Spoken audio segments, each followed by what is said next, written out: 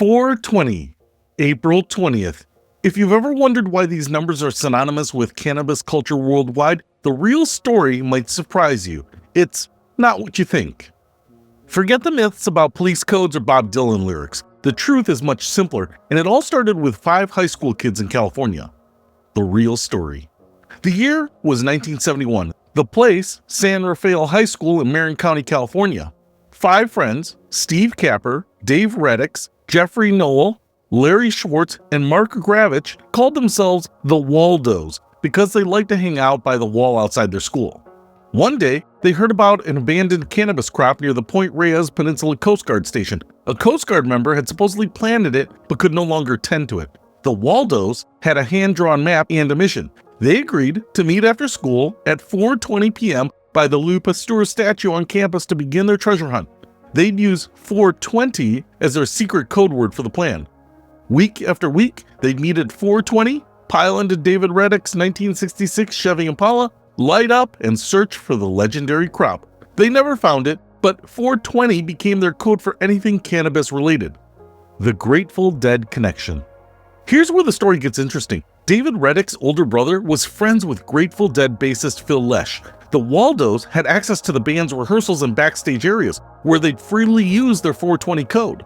The Grateful Dead were touring constantly. Their massive fan base, known as Deadheads, traveled with them. These fans picked up the term and spread it across the country, from concert to concert, city to city. By the 1990s, 420 had evolved from a small group's inside joke to a universal symbol of cannabis culture. April 20th is born.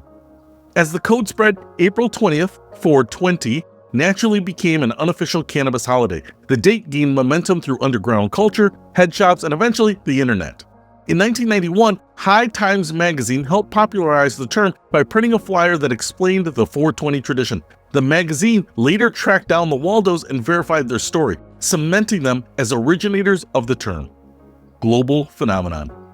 Today, 4:20 p.m. is recognized worldwide as the time to consume cannabis, and April 20th has become a global day of celebration and cannabis activism.